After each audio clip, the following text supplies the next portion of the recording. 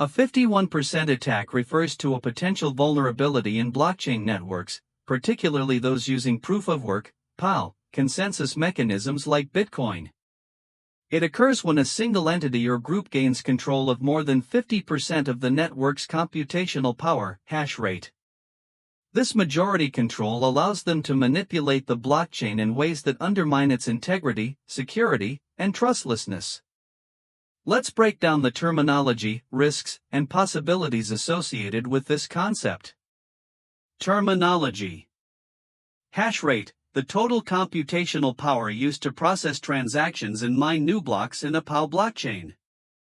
It's measured in hashes per second.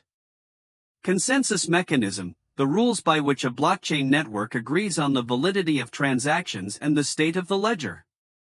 In POW, this is achieved through miners solving complex mathematical problems.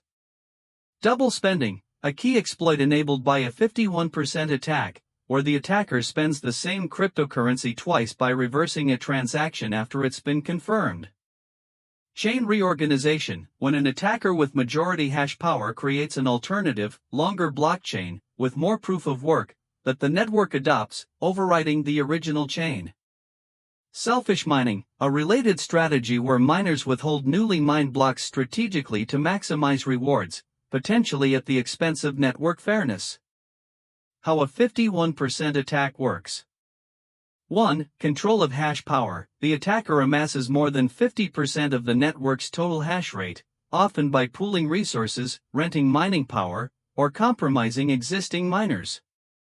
2. Private mining. They mine blocks in secret, building a private chain that diverges from the public blockchain. 3. Transaction manipulation. The attacker spends coins on the public chain, e.g., to buy goods or services, then releases their longer private chain, which the network accepts as the valid one due to POW's longest chain rule. 4. Reversal. The original transaction is erased in the new chain, allowing the attacker to keep both the coins and the goods/services. Risks. Double spending, the most immediate risk, undermining trust in the blockchain as a payment system. This is particularly damaging for merchants or exchanges accepting transactions with few confirmations. Loss of trust, a successful attack can erode confidence in the cryptocurrency, potentially crashing its value and adoption. Censorship, the attacker could refuse to include certain transactions in their blocks, effectively censoring parts of the network. Network disruption, by reorganizing the chain or delaying block propagation, the attacker could destabilize the network's operations. Financial cost, while devastating to victims, executing a 51% attack is expensive, requiring significant investment in hardware, electricity, or rented hash power. Possibilities and limitations. Feasibility. On large networks like Bitcoin, a 51% attack is theoretically possible but practically difficult due to the immense hash rate, hundreds of exahashes per second, and decentralized miner distribution.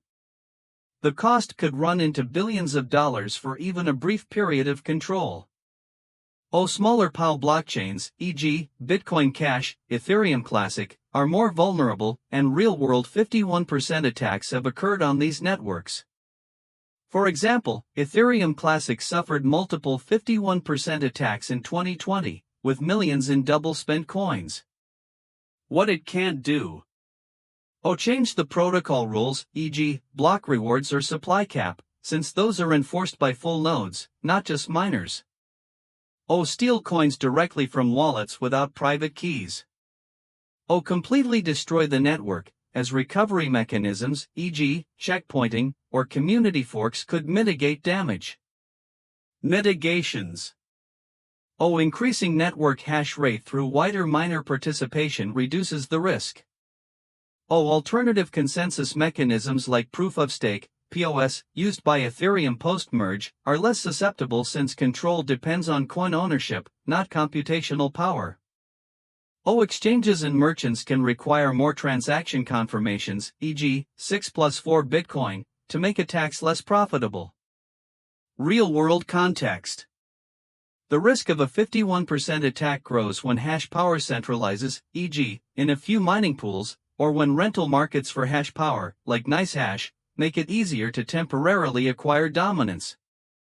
However, the economic incentives often deter attackers. The cost of attacking a major network like Bitcoin typically outweighs the gains, especially if the attack devalues the currency they're targeting. In summary, a 51% attack is a serious but nuanced threat. It's a bigger concern for smaller or less secure networks, while larger ones like Bitcoin are protected by their scale, though not immune. The interplay of cost, coordination, and community response shapes its real-world likelihood.